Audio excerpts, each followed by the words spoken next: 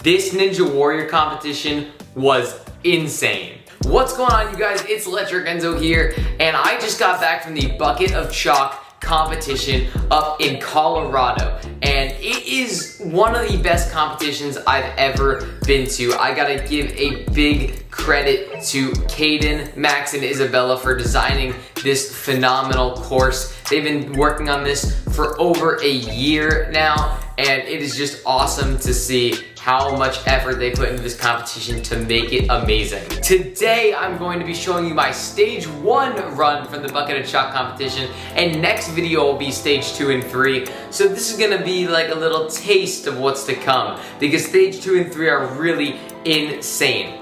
So before we get into the run, I'm gonna tell you a few basic rules of the competition. One of the rules was that you could fall twice. On stage 1, if you fell once, you were good. If you fell twice, you were still good. But then if you fell a third time, your time stopped right there and you were off the course. And there were 155 competitors at this competition. So this is a huge competition for a Ninja Warrior competition. The biggest one I've ever been to, other than American Ninja Warrior, obviously. So keep that in mind while I'm running. If I do fall, I'm allowed to keep going. The top 50% moved on to stage 2. And I'm not gonna let you know anything that happened just quite yet, but without further ado, let's get into the run. Actually, before we do, we got some 𝗦𝗛𝗘𝗖𝗜𝗔𝗟 hats. Check this out. It's pretty sick. Right? We have tons of different designs. This is one of them, one of my favorite ones. If you want to get one, just anytime you see me at a competition, I'm gonna be at competitions all around this season. So if you want to get one, see me at a competition. We'll most likely have these on us. So yeah, they're pretty cool. I've also been thinking about making a merch website. If you would like to see that, let me know down in the comments below, because I know a lot of you want shirts and maybe you guys even want hats as well. Let's get this thing out of the way.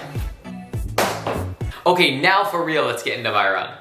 So obstacle 1 was Stroll in the Parks Part 2, which is just a couple of jumps and some hops, pretty simple. Obstacle 2 is a split decision, Godzilla versus Kong. You can either go for Godzilla or Kong. Godzilla was like these easy steps, Kong was like another easy steps, but you couldn't use your foot on the last box. So I went for Kong because it was a bit of a quicker option. The other one was a little slower. So you just jump over the box, boom. Next was Kevin Carbone's Gotta Go obstacle. Basically, you have to catch it and link it, because otherwise, if you take a backswing, it'll lock in and it'll rock your grip off and you'll fall off backwards. So you must link the obstacle, which is really cool to have because it really separates the people who can link from the people who cannot link. And I really love links, so you know me, I gotta love the obstacle.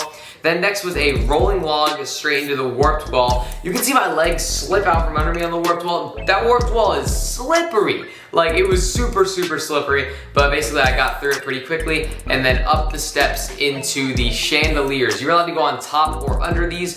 Basically everyone was going under because it was just a quicker way. The only thing you had to do is be careful of your feet tapping. So you just had to keep your feet up, reach up to the donut, and get to the platform. And I gotta say, quick shout out to 𝗖𝗛𝗚𝗥𝗧𝗦, because he filmed this run and it is super high quality. He's so good with a camera, so amazing job to 𝗖𝗛𝗚. Anyway, moving on to the next obstacle, the pixie stick.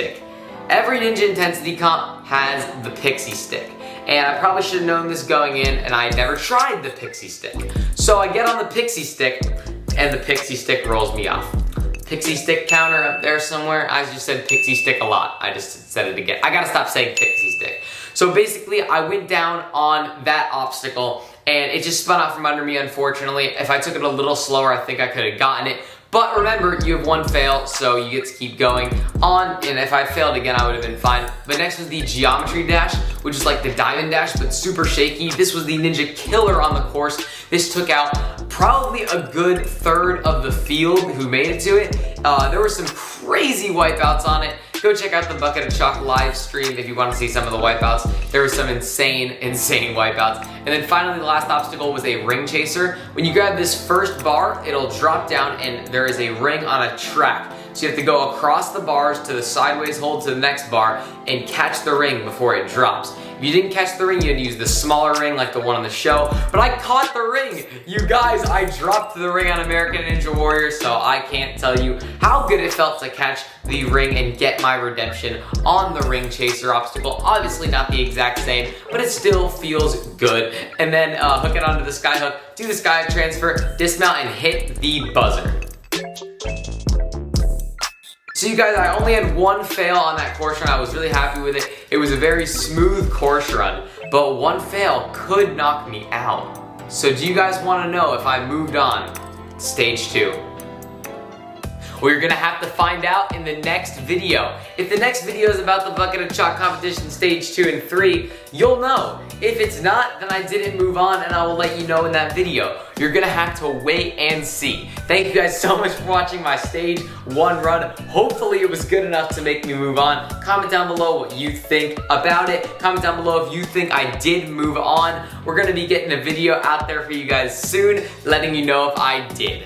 You know, I know my viewer base is really smart, so I just gotta make you think sometimes. So I'm gonna leave you on a little bit of a cliffhanger for this one. I'll see you guys in the next video. Bye.